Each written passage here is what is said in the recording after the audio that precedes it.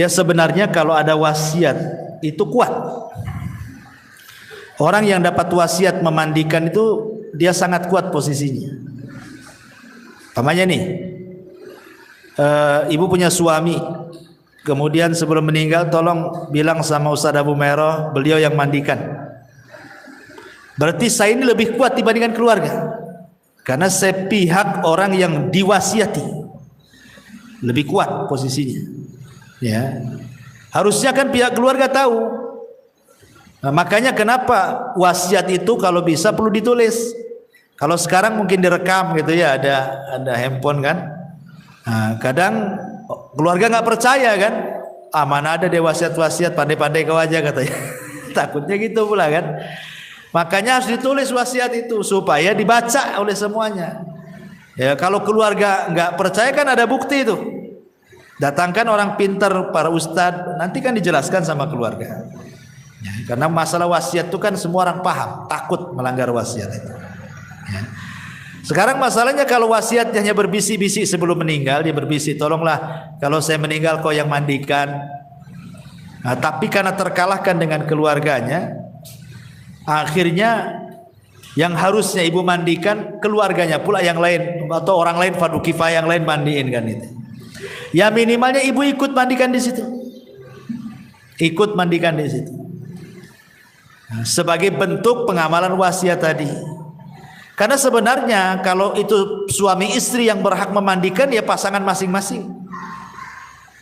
Jadi kalau meninggal istrinya, suaminya mandikan atau sebaliknya. Karena hanya dua orang inilah yang berhak melihat aurat dari ujung kaki sampai ujung kaki. Yang lain tidak boleh. Ya. Yang boleh memandang aurat semuanya itu hanya suami ke istri atau istri ke suami. Kalau yang lain memandikan itu agak ribet karena harus ditutup auratnya kan. Walaupun anak-anaknya, tetap kalau dia sudah balik ditutup kan gitu. Tapi kalau suami istri bisa terbuka semuanya. Jadi yang lain hanya pamannya naruh saja gitu ya. Ya istrinya kan bisa. Ya namanya kan telanjang kan lebih luas mandikannya. Yang penting sudah diletakkan di tempat kerandanya kan. Bisa sendiri asal sudah ditaruh karena dia leluasa namanya. Lain dengan kalau yang orang lain kan harus ditutup auratnya dulu, minta diguling sana sini, nggak repot. Sementara kalau suami ke istri atau istri kepada suami lebih leluasa dia memandikannya itu. Harusnya kan seperti itu harusnya. Tapi kan ternyata tidak seharusnya. Ya rupanya dimandikan orang lain kan. Pertanyaannya tadi apakah yang diberi wasiat berdosa gitu kan pertanyaannya. Kalau yang memberi wasiat kan sudah meninggal, cemana dia berdosa? Otomatis kan apakah yang diwasiati kalau tidak melaksanakan berdosa? Ya jelaslah. Kalau dia tidak melaksanakan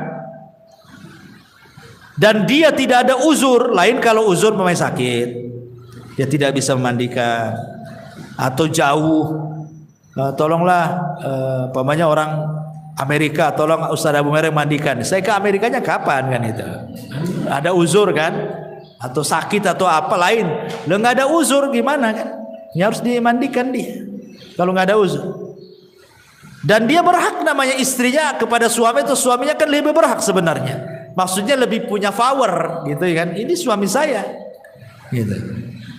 Saya berhak memandikan. Kalaupun yang lain ikut ya silakan dari keluarganya kan. Tetapi tetap yang diberikan wasiat harus ikut mandikan di situ. Wallahu a'lam.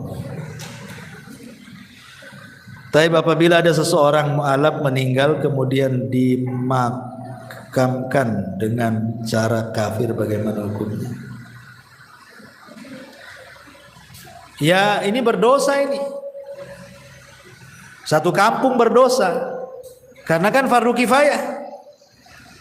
Kalau seandainya nih orang Zatu Puskopkar nih, ada orang muslim meninggal, anggap mu'alaf, kemudian dibiarkan dikembalikan ke keluarganya yang kafir, berdosa semua. Kenapa? Karena fardu kifayah itu kalau ada yang melaksanakan sebagian gugur bagi yang lain. Tapi kalau seandainya tidak ada yang melaksanakan, berdosa semua. Ya. Kecuali kalau memang dari pihak keluarga maksa kan, ini anak saya, kalian yang nggak usah ikut-ikut kan. Sementara kita tidak punya pemerintah yang kuat menekan bahwa seorang muslim tidak boleh lagi dimandikan oleh keluarganya yang kafir kan. yaitu kan darurat namanya. Ya, tapi kalau kita biarkan jelas-jelas dia seorang muslim tidak dimandikan, berdosa semua lah. Karena fardu kifayah itu yang kalau sudah dilaksanakan sebagian berarti gugur bagi yang lain. Kalau tidak dilaksanakan berdosa semuanya. Alhamdulillah. Wallahu a'lam.